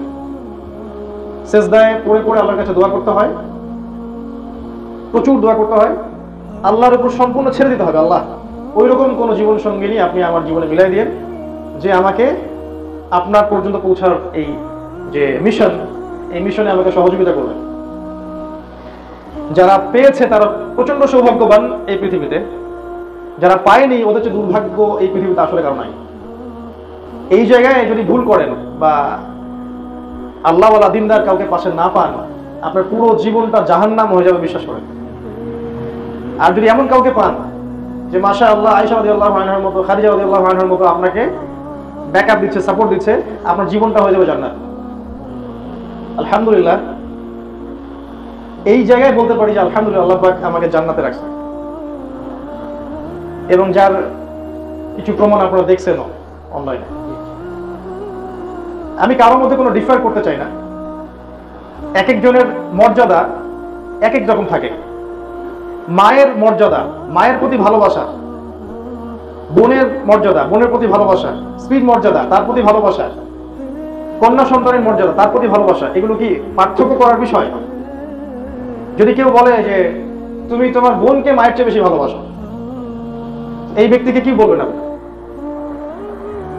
মাকে ভালোবাসি তার জায়গায়, সর্বোচ্চ জায়গায়, বোনকে স্নেহ করি তার জায়গায়, সর্বোচ্চ জায়গায়। ঠিক একই ব্যাপার আপনার মেয়ের ক্ষেত্রে, আপনার স্ত্রীর ক্ষেত্রে।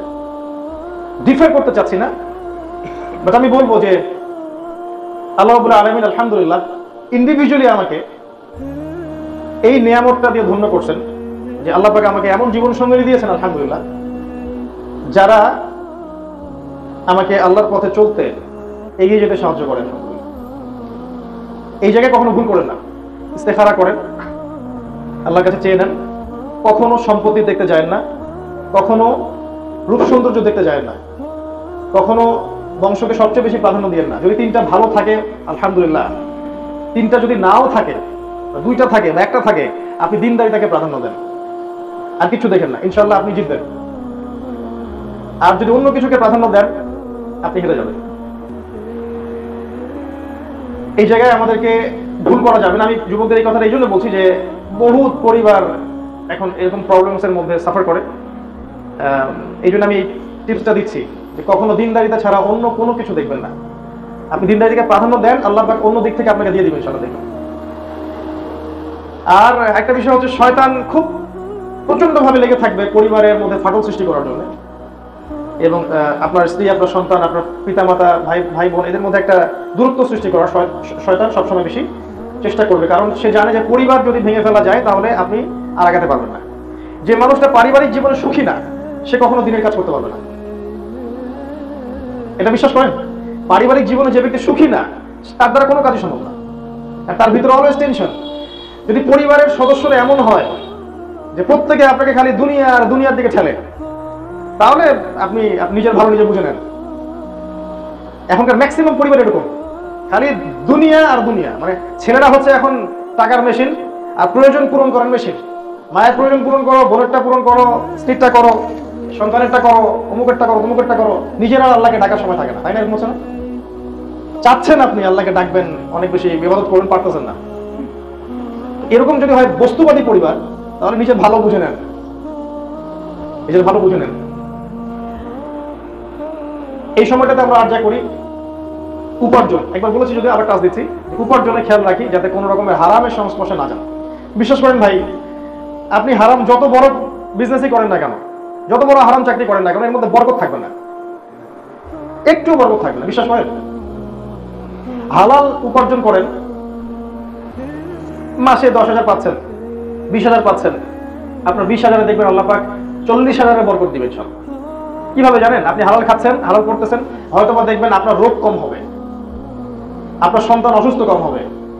নেককার স্ত্রী বিয়ে করছেন, দিনদারিতাকে দেখে স্ত্রী আপনার কাছে চাবে কম, ডিমান্ড কম করবে, খাই করবে না, আপনি অনেক দিক থেকে সেভ হয়ে যাবেন। আর দেখবেন হারাম, সুদ, ঘুষ, জিনা, ব্যভিচারের টাকা দিয়ে ভর্তি করছে একদম সিন্ধুক, দেখবেন যে কিডনি চলে গেল, ক্যান্সার, সন্তানের অমুক রোগ, এইটা সেইটা, আমি যাবি, বাবার এই সমস্যা, মায়ের এই সমস্যা, স্ত্রী এত এত ডিমান্ড করে, সে সুখে থাকতে পারবে না। হ্যাঁ, এরকম রোগ ব্যাধি আমাদেরও হতে পারে, আমার মুসলিম পরিবারও হতে পারে। তবে মনে রাখবেন, দুরকম হতে পারে, হয় আল্লাহ শাস্তি, না হলে আল্লাহ পরীক্ষা। আল্লাহ পাক মুমিনদেরকে শাস্তি দিবেন না, আল্লাহ পাক মুমিনদেরকে পরীক্ষা করবেন, আল্লাহ পাক জালেমদেরকে শাস্তি দিবেন। ওইটা তার জীবনে শাস্তি হিসেবে আসছে, আর আপনার আমার জীবনে অসুস্থতা আসলে ওটা হয়তো ইনশাআল্লাহ নিয়ামা হিসেবে আসবে, পরীক্ষা হিসেবে আসবে। তো এই জায়গায় রিজিকের ব্যাপারটা কনসিয়াস থাকেন। আমি এনকারেজ করি ব্যবসা করেন, হালাল ব্যবসা করেন, হালাল চাকরি করেন। আমি এনকারেজ করি যে রাষ্ট্রীয় ভালো ভালো পদে থাকেন, সেখানে সততার সাথে কাজ করেন, দেখবেন দেশের জন্য কল্যাণ করবেন। আমাদের সৎ ব্যক্তিদের খুব দরকার, আর সৎ ব্যক্তি ইসলাম ছাড়া কেউ প্রডিউস করতে পারবে না, ইসলাম ছাড়া কেউ সৎ ব্যক্তি প্রডিউস করতে পারবে না। সব জায়গায় সৎ ব্যক্তি দরকার। আমি কৃষিভিত্তিক অর্থনীতিকে খুব প্রেফার করি, নাসিহা করি যাদের এরকম জমি জমা আছে। কৃষিভিত্তিক কিছু করলে আপনি হালাল খেতে পারবেন, এবং ইনশাআল্লাহ এই শেষ জামানায় আপনি ভালো করবেন, আপনি লাভবান হবেন ইনশাআল্লাহ। এই যে 20 থেকে 40 সেখানে আর কি করবো, কি বললাম? পড়াশোনা করব, আমল করব, মাশাআল্লাহ দিনদার বিয়ে শাদী করবেন, দিনদার মেয়েকে, হালাল রিজিকের পিছনে ছুটবেন।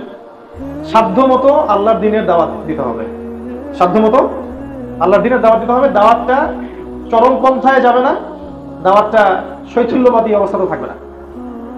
ব্যাপারটা বুঝছেন? দাওয়াতটা হচ্ছে মার কাট দাওয়াত না, আবার সবই ঠিক গোলালো মার্কা দাওয়াত না, মধ্যমপন্থী দাওয়াত, যেটাকে আল্লাহ পাক কোরআনে কি বলেছেন? কাযালিকা জাআলনাকুম উম্মাতান ওয়াসাতা, তোমাদেরকে বানিয়েছি মধ্যমপন্থী উম্মাহ। তাই আমরুন বিল মারুফ, তোমরা সৎ কাজের আদেশ করবে, অসৎ কাজে নিষেধ করবে। আমাদের দেশের মানুষ কোরআনই পড়তে জানে না, তাকে যদি আসলে বড় বড় বিষয়গুলো বোঝানো হয়, এটাও এক প্রকারে আমাদের আসলে মানে কাজটা ঠিক হচ্ছে না, আমার কাছে মনে হয়। মানে দেখা গেল অনেক কঠিন কিছু লেকচার দিয়ে ফেললাম, আসলে যাদের সামনে দিলাম তারা কোরআনই পড়তে জানে না, বা হয়তো নামাজও ঠিক মতো পড়তেছে না, ইসলামের বেসিক জিনিসই বোঝে না। এটা আমাদের ব্যর্থতা, এটা ইসলামের ব্যর্থতা না। অন্য কান্ট্রিতে আপনি গিয়ে হাইথটের কথাগুলো বলে তারা রিসিভ করতে পারে, বাংলাদেশের মানুষ বেশিরভাগ পড়াশোনা পারে না কেন? মানে আমরা পারতেছি না কেন? কারণ আমাদের বেসিক পড়াশোনা অনেকটা গ্যাপ আছে, এই জন্য ওইগুলো ধরতে পারতেছে না। এই জন্য আমাদেরকে আবার ওই শুরু থেকেই শুরু করা দরকার।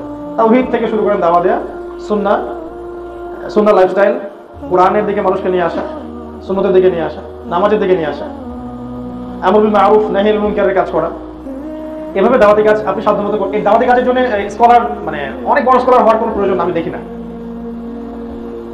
অনেক বড় স্কলার হয়েই দাওয়াতি কাজ করতে হবে এমনটা শর্ত আসলে কোথাও নাই। মানে যতটুকু দিচ্ছি এটা সম্পর্কে আমার ভালো ধারণা আছে কিনা, এটা হচ্ছে মূল কথা। ধরেন আপনি সালাতের দাওয়াত দিচ্ছেন, নামাজ সম্পর্কে আপনার পূর্ণাঙ্গ ধারণা থাকলে আপনি নামাজের দাওয়াত দিতে পারেন। আপনি যাকাতের দাওয়াত দিচ্ছেন, আপনি কোরআন তেলাওয়াত মানুষকে শেখাবেন, কোরআনের দিকে ডাকার দাওয়াত দিচ্ছেন, এই বিষয়গুলো সম্পর্কে আপনার যদি ভালো ধারণা থাকে তা আপনি একটু দাওয়াত দিতেই পারেন। যেটা সম্পর্কে ধারণা নাই এটা সম্পর্কে কথা বলারও দরকার নেই, এর চেয়ে বরং চুপ থাকাই ভালো। এতে কি হবে, চুপ থাকলে উম্মার উপকার আছে, ক্ষতি নাই। আমি নিজেও নিজেকে এখন অনেক প্রশ্ন করি বা ইসলাম সংশোধনের জন্য আত্মসমালোচনা করি যে আমার মনে হয় যে আমার আরো 10 বছর পড়াশোনা করা দরকার মিনিমাম, তারপরে মিম্বরে ওঠা উচিত। কারণ এত হিউজ ইসলাম পড়াশোনা যে আসলে আমি মনে করি যে আমি 5-10%ও জানি না। নিজের কথা বলছি, আর নিজের সাথে অনেস্ট থাকা দরকার। তাহলে পড়াশোনা করতে হবে, পড়াশোনা করতে থাকবো, যখন যেটা জানবো সেটা মানুষকে জানাবো, এবং সেটা মধ্যম পন্থায় হতে হবে। দাওয়ার কাজ করুন, এতে ইসলামের উপকার আছে। দাওয়াতের কাজ যদি আমরা না করি তাহলে ইসলাম ক্ষতিগ্রস্ত হবে, ইসলাম বিরোধী শক্তিগুলো জয়ী হয়ে যাবে। এই সময়টা আর কি করতে পারি, এই সময়টা ফিজিক্যালি স্ট্রং থাকার চেষ্টা করা যায়। ভালো খাবার খান, ফিজিক্যালি স্ট্রং থাকেন, ব্যায়াম করেন, পরিশ্রম করেন, কায়িক শ্রম করেন। কৃষিভিত্তিক ইকোনমির কথা বললাম, যেগুলো রিয়েল সম্পদ সেগুলো সঞ্চয় করেন। রিয়েল সম্পদ, যে সম্পদগুলোর দাম বাড়তে থাকে কখনো কমে যায় না, এগুলো সঞ্চয় করেন আগামী প্রজন্মের জন্য, আপনার ভবিষ্যতের জন্য। এই কাজগুলো করে আপনি যখন বার্ধক্যে যাবেন, এই আমি বলতে যাচ্ছি যৌবনের ফুল ইউটিলাইজড আপনাকে করতে হবে। পড়াশোনা, ইবাদত, ভালো পরিবার গঠন, বিয়ে শাদী, সন্তান মানুষ টানুষ করা, সবকিছু এই যৌবনের মধ্যেই করে ফেলতে হবে, এই 20 থেকে 40 বা 50। এরপরে যে বার্ধক্যের বয়সটা থাকবে এটা কেমন হবে জানেন? আমি একটা বই পড়েছি, নামটা এখন মনে করতে পারতেছি না, যে যৌবনকালে যার অ্যাটিটিউড যেমন থাকে আল্লাহ পাক তার বার্ধক্যটা ঠিক ওই রকম করে দেন। খেয়াল করে দেখবেন, যৌবনকালে খুব পাপী ছিল, দেখুন বুড়া বয়সে কেউ জেনা করতেছে, দেখেন নাই জিনিসগুলা? যৌবনকালে সারাদিন এই যে মুভি টুভি হাবিজাবি দেখে সময়টা নষ্ট করতো, তাস খেলতো, জুয়া খেলতো, স্মাগলিং করতো, মাদক নিত, বার্ধক্যে গিয়েও সেটা ছাড়তে পারেনি। আর খুব কম মানুষ দেখা যায় বার্ধক্যে হেদায়েত পেয়ে যায়, 1 কিলো দিয়ে আসলো, মনে করলো যে আমি হেদায়েত পেয়ে গেছি, মাশাআল্লাহ আমার সবগুলো মাফ। আগে যে সারা জীবন সুদ খেলেন এবং অনেক মানুষের রক্ত চুষে খেয়েছেন, তো আপনি আপনারটা না হয় বুঝলাম যে আল্লাহ মাফ করে দিল, অন্য মানুষের যে হক, অনেক মানুষের যে আবার টাকা পয়সা মেরে খাইছেন, দেন নাই, এটা কি হবে? বোনের জমিটা তো ফেরত দেন নাই, পাগড়ি পড়লে, দাড়ি টুপি জুব্বা পড়লেই তো সব হয়ে যায় না। আগের বিষয়গুলো ক্লিয়ারিফাই করতে হবে না? ঋণ পরিশোধ করতে হবে, অন্যের হক শোধ করতে হবে, অন্যের কাছে অন্য কিছু পেয়ে থাকলে ফেরত দিতে হবে, এমনকি কাউকে কষ্ট দিয়ে থাকলে মাফ দিতে হবে, তারপরে ক্লিয়ারিফাই হতে হবে, পরিশুদ্ধ হতে হবে, পিউরিফাই হবে, তার আগে না। নিজের সাথে জড়িত পাপ, মানুষের সাথে জড়িত পাপ, দুইটা পাপ হয়, আল্লাহর সাথে জড়িত পাপ আর মানুষের সাথে জড়িত পাপ। যদি আল্লাহর সাথে জড়িত পাপ হয়ে থাকে আল্লাহ চাইলেই ক্ষমা করতে পারে। মানুষের সাথে জড়িত পাপ হলে মানুষের কাছেই মাফ নিতে হয় বা পরিশোধ করে দিতে হবে। তো আমি বলছিলাম যে বার্ধক্যটা এমন হয়, সাধারণত যৌবনটা যেমন হয়, যৌবনটা যদি আমরা ইসলামের সর্বোচ্চ প্রয়োগ করতে পারেন, বার্ধক্য ভালো হবে ইনশাআল্লাহ।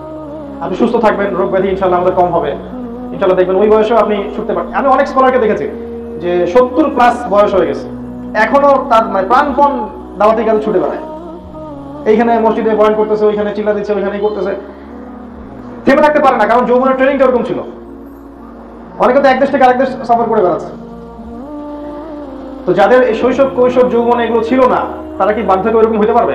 মনে হয় সম্ভব না। ইল্লা মাশাআল্লাহ, আল্লাহ পাক যদি খাস করে কাউকে হিদায়াত করেন সেটা আলাদা বিষয়। এইভাবে জীবন যেখানে যেমন যদি সাজাই, বার্ধক্যটা ইনশাআল্লাহ আরো বেশি ইবাদতে যাবে, আপনার ঝামেলা মুক্ত। আপনি দেখেন আর্লি বিয়ে করছেন, সন্তান বড় হয়ে গেছে, হালাল খাইছেন, সম্পদ সেভ করছেন, এখন ভালোভাবে বসে বসে খাইতে পারতেছেন, মাশাআল্লাহ। আর ফিজিক্যালি ফিট আছেন, ঈমান নাকিদা সব অর্জন করছেন, ইলম কালাম অর্জন করছেন, শেষ বয়সটাতে গিয়ে আপনি আল্লাহর ইবাদতে জীবনটা পার করতে পারবেন ইনশাআল্লাহ। এবং সন্তানদেরকে যেহেতু ইসলামিক অনুশাসনে বড় করছেন, তারাও আপনাকে কষ্ট দিবেন ইনশাআল্লাহ। বিয়ে যেহেতু করছেন আল্লাহর সন্তুষ্টির জন্য, দিনদার মেয়ে দেখে, এই স্ত্রীও দেখবেন আপনাকে ফেলে চলে যাবেন ইনশাআল্লাহ। এবং দেখা যাবে যেদিন আপনি মারা যাবেন সেদিন ইনশাআল্লাহ আপনার মুখ দিয়ে লা ইলাহা ইল্লাল্লাহ মুহাম্মাদুর রাসূলুল্লাহ বের হবে, এবং হয়তো আপনার আমার সন্তানরাই আপনার আমার খাটিয়া তুলবেন, এবং আমাদের সন্তান আমাদের জানাজা পড়াবে। এই বাবার জীবনটা কি সৌভাগ্যবান না? এইভাবে যদি জীবনটা সাজাই তাহলে ইনশাআল্লাহ ওই যে প্রথমে একটা আয়াত বললাম, ওয়া মা খালাকতুল জিন্না ওয়াল ইনসা ইল্লা লিয়াবুদুন, এর হকটা আদায় হবে ইনশাআল্লাহ। আজকে আমরা আল্লাহর কাছে দোয়া করতেছি, আল্লাহ পাক যেন আমাদের সবাইকে সূরা জারিয়াতের এই 56 নম্বর আয়াতের উপর আমল করার তৌফিক দান করেন। আমাদেরকে আমরা যা বললাম এটার উপর আমল করার তৌফিক দান করেন। আমাদের শৈশব, আমাদের বাচ্চাদের শৈশবটাকে যেন ইসলামিকভাবে গড়ে তুলতে পারি সেই তৌফিক দান করেন। আমাদের মধ্যে যারা কৈশোরে আছে, কৈশোরটাকে যেন ইসলামিক কৈশোরে পরিণত করতে পারে সেই তৌফিক দান করেন। আমরা বেশিরভাগই যৌবনে আছি, এই যৌবনটাকে যেন আমরা আমাদের লেখাপড়া, আমাদের ইবাদত, আমাদের আমল, আকীদা, আখলাক, উত্তম চরিত্র, উত্তম পরিবার, হালাল অর্থনীতি এগুলোতে সাজাতে পারি, এই তৌফিক আল্লাহ পাক যেন আমাদের সবাইকে দান করেন এবং আল্লাহ পাক আমাদের বার্ধক্যটা যেন সুন্দর করেন। আল্লাহুম্মা আমিন। আমাদের হায়াতে নেক হায়াতে বারাকা দান করেন, আমাদের স্ত্রী সন্তানে বারাকা দান করেন। আল্লাহ পাক আমাদের দৃশ্য অদৃশ্যের সব বালা মুসিবত বিপদ আপদ থেকে আল্লাহ পাক যেন হেফাজত করেন। আমাদের মধ্যে যারা মারা গেছেন আল্লাহ পাক সবাইকে যেন মাফ করে দেন। আমাদের মধ্যে যারা অসুস্থ আছে আল্লাহ পাক সবাইকে যেন সুস্থ করে দেন। এই দোয়াগুলো করে আমি আজকের মতো সংক্ষিপ্ত এই বয়ান শেষ করছি। ইনশাআল্লাহ আগামীতে আল্লাহ চাইতো আপনাদের সাথে আবারও কথা হবে ইনশাআল্লাহ। আমরা সবাই একে অপরের জন্য দোয়া করবো। স্পেশালি আমি খুব করে নিজের জন্য দোয়া চাচ্ছি যে আমার এখনো আরো কিছু পড়াশোনা বাকি আছে। ইনশাআল্লাহ এইগুলো যেন আমি সুন্দর মতো কভার করতে পারি, এই দোয়াটা করবেন। এবং আল্লাহ যেন উম্মার খেদমত করা তৌফিক দান করেন, এই দোয়া করবেন। নিরাপদে রাখেন, নিরাপত্তা দান করেন এবং আমি যেন জানা অনুযায়ী আমল করতে পারি, এই দোয়াটা করবেন। আগামী দিনে যেন আমরা উম্মার কল্যাণে আমাদের সাধ্যমতো চেষ্টা করতে পারি, যাতে আমাদের মুসলিম উম্মাহ, আমাদের দেশ, আমাদের জাতি, আমাদের সবকিছু যেন খায়ের পায়, আমাদের কাছে কল্যাণ পায়, অকল্যাণ না পায়। আল্লাহ পাক যেন আমাদেরকে তৌফিক দান করেন। আমি দোয়া করি সুবহানাকা আল্লাহুম্মা ওয়া বিহামদিকা আশহাদু আল্লা ইলাহা ইল্লা আনতা আস্তাগফিরুকা ওয়া আতুবু ইলাইক। আসসালামু আলাইকুম ওয়া রাহমাতুল্লাহি ওয়া বারাকাতুহু।